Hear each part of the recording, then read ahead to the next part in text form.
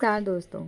ओशो ने विज्ञान भैरव तंत्र की विधि 107 को अपनी book the book of secret में समझाते हुए कहा है कि जब साइंटिस्ट मैटर पर एक्सपेरिमेंट कर रहे थे तो उन्होंने कॉन्शियसनेस से उसको रिलेट करते हुए कहा कि जो कॉन्शियसनेस है वो एक बाय प्रोडक्ट है मैटर का।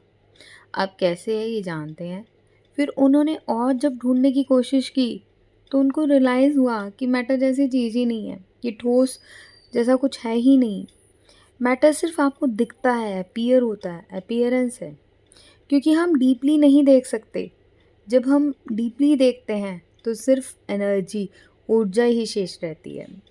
वेद, बाइबल, कुरान, उपनिषद्स में मिस्टिक्स जो हैं और योगिस जो हैं जब गहराइयों में गए तो उन्हें मैटर जस्ट अपीयरेंस दिखाई दिया। गहराई में सिर्फ ऊर्जा है। जब वो ऊर्जा की भी गहराई में गए तो ऊर्जा भी डिसअपियर हो गई। तो ऊर्जा डिसअपियर हो गई तो क्या रह गया? सिर्फ कॉन्शियसनेस। तो 3 लेयर्स हैं जिसमें मैटर जो है फर्स्ट सरफेस लेयर है। जब आप और गहरे जाते हैं तो दूसरी लेयर सिर्फ एनर्जी है, और जब आप और गहराई में जाते हैं तो सिर्फ क्या रह जाती है? कॉन्शियसनेस। अब साइंस को तो सिर्फ मैटर दिखता है, और यही कॉन्शियसनेस जो है वही परमात्मा है। बॉडी एक मटेरियल दिखती है जिसकी गहराई में प्राण, वाइटल एनर्जी है। जिसकी गहराई में क्या है? प्राणा, वाइटल एनर्जी है। इस ऊर्जा के बिना हमारा शरीर जो है एक ढांचा ही है, चल ही नहीं सकता। उसके और डीपर जब जाते हो, स्टिल डीपर जाते हो, तो आप अपने आप को क्या पाते हो? You are just in awareness, you are just in witness. ठीक है, जो एक विटनेस कर रहा है बहुत एनर्जी को भी और उस बॉडी को भी। ये विटनेसिंग जो है ये प्योर कॉन्शियसनेस है, ये योर कॉन्शियसनेस है। सो डीपेस्ट लेयर क्या है? Witnessing consciousness. और मिडल लेयर क्या है? Vital energy. और सरफेस पे क्या है? मैटर। ये टेक्निक कहती है कि सिर्फ कॉन्शियसनेस एग्जिस्ट करती है एंड नथिंग एल्स एग्जिस्ट।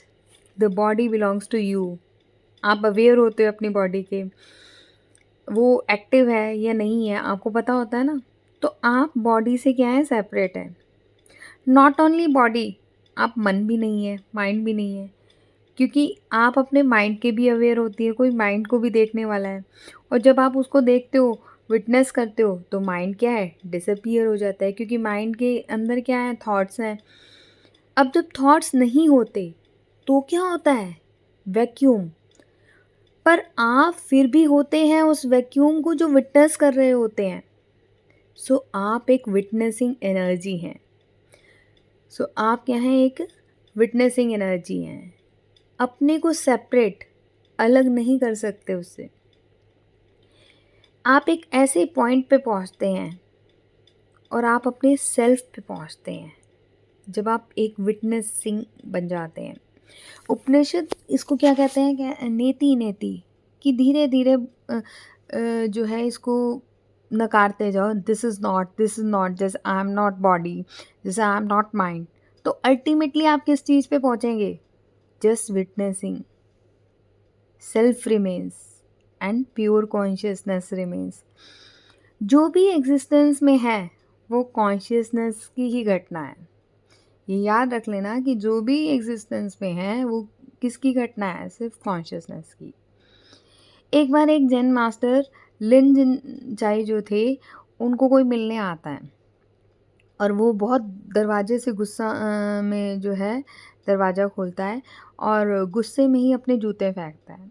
जो वो मास्टर को प्रणाम करता है तो मास्टर कहते हैं, भाई पहले जाओ और दरवाजे और जूते से माफ़ी मांगो, तब तुम्हें अंदर एंट्री मिलेगी, जिनको तुमने इतनी ज़ोर से पटकाया। आदमी को बड़ा अजीब लगता है कि ये कैसे गुरु हैं, कैसे मास्टर हैं।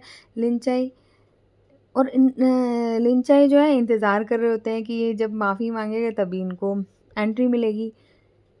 जब वो डोर और शूज़ से माफ़ी मांगते हैं तो उनके अंदर एक ऐसी वार्म्थ सी फीलिंग होती है। उनको रियलाइज़ होता है जैसे अब डोर और शूज़ जो हैं वो हैप्पी हो गए हैं।